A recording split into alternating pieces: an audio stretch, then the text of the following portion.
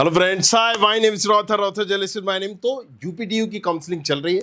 25 मई से स्टार्ट है, रजिस्ट्रेशन आप कर सकते हैं, जो कि यहाँ पर 15 जून तक है। बट जोसा काउंसलिंग से पहले यूपीटीयू की काउंसलिंग का चालू होना क्या इम्पैक्ट होगा और कट ऑफ पर क्या असर होगा, इस वीडियो में आज हम यही समझेंगे। यूपीटीयू काउंसलिंग बेसिकली यूपी के गवर्नमेंट और प्राइवेट कॉलेजेस के लिए हो रही होती है, तो इससे क्या इम्पैक्ट होगा। तो देखो, दो चीजें आपको क्रोनोलॉजी समझनी पड़ेंगी। जब भी काउंसलिंग स्टार्ट हो रही होती है स्टेट की, यूपीटीयू क्या है, एक स्टेट काउंसलिंग है। जोसा क्या है, एक सेंट्रल की काउंसलिंग है, आईआईटीज, एनआईटी, ट्रिपल आईटीज के लिए। तो अब यूपी में ट्रिपल आईटीज भी है, एनआईटीज भी है, आईआईटीज भी है। तो ऐसे बच्चे जिनकी रैंक 5,000, 10,000, 15,000, 20,000, 25,000, 30,000 है, ये जो बच्चे हैं ना, एज ए बैकअप ऑप्शन के लिए यहां पर स्टेट काउंसलिंग में घुस जाते हैं। हालांकि उनको जब वो जोसा काउंसलिंग में जाते हैं तो उनको वहां सीट मिल जाती है और फिर ये स्टेट काउंसलिंग से छोड़ देते हैं, लेकिन उससे इंपैक्ट काफी बड़ा हो जाता है। कैसे?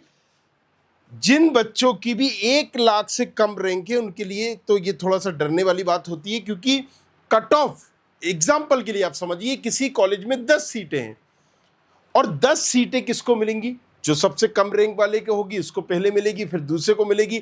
अब अगर सबसे कम रैंक वाले जो जोसा में जा रहे हैं, जो किसी एनआईटी में जा रहे हैं, जो ट्रिपल आईटी में जा रहे हैं, वो भी अगर यूपी के बच्चे इसी काउंसलिंग में बैठ जाए एज ए बैकअप के लिए, तो वहां पर कट ऑफ क्या होगा?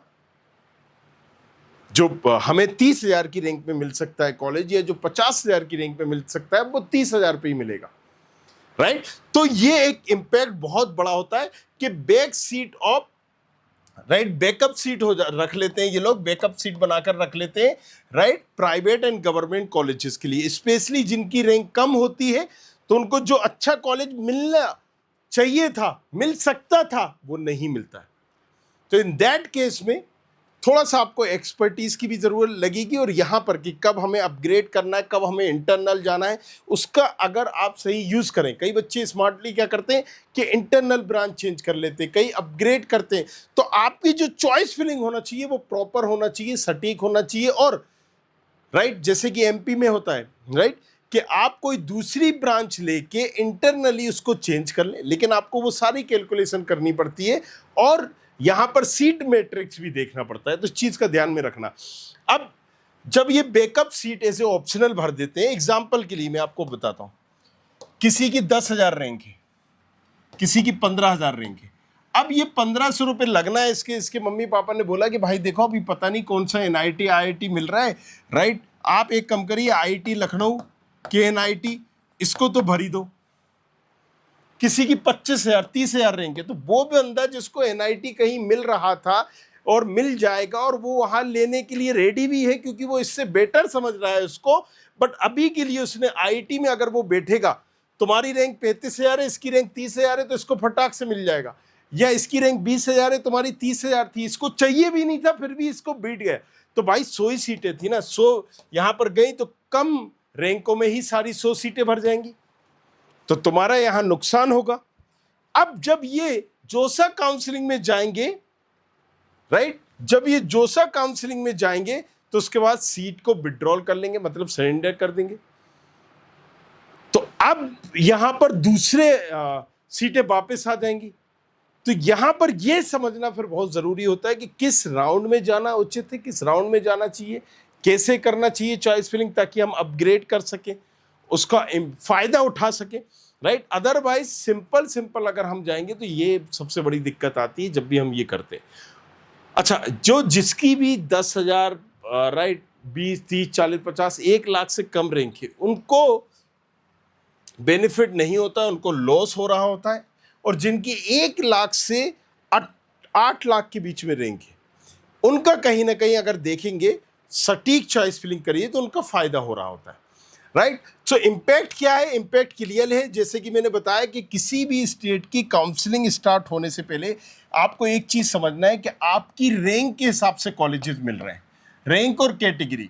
अगर कम रैंक वाले बैठेंगे तो जोसा काउंसलिंग वाले अगर बैठेंगे तो डेफिनेटली अटैक होगा, और इसके साथ साथ हारकोट बटलर पर भी अटैक होगा, ट्रिपल एम मदन मोहन मालवीय पर भी होगा, दूसरी चीजों पर भी होता है।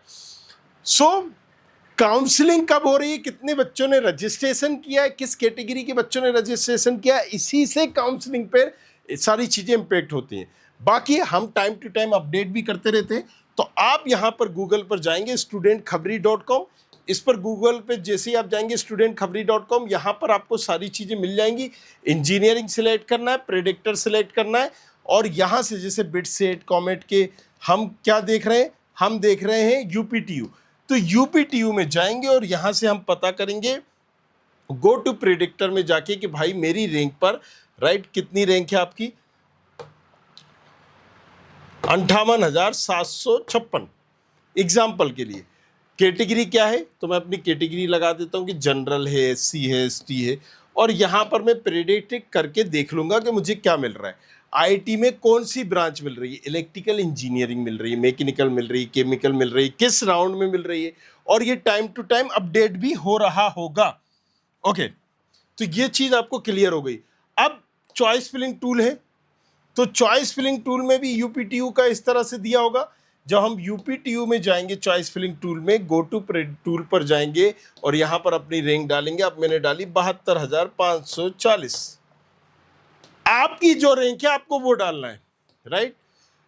यहाँ पर हमने जनरेट किया, आपको एक बेस्ट चॉइस फिलिंग ऑर्डर ये बता देगा कि देखो पहले आपको आईआईटी लखनऊ का डालना है और उसकी कौन सी ब्रांच, दूसरे पर आईआईटी लखनऊ की ये ब्रांच, तीसरी पर ये, फिर चौथे पर इसने केआईटी दिया कमला, राइट। सो अगेन इसके अकॉर्डिंग आप अपनी बेस्ट प्रेफरेंसिंग ऑर्डर डिसाइड कर सकते हो, क्योंकि इसने आपकी रैंक पूछी, कैटेगरी पूछी, उसके आधार पर आपको सजेस्ट कर दिया।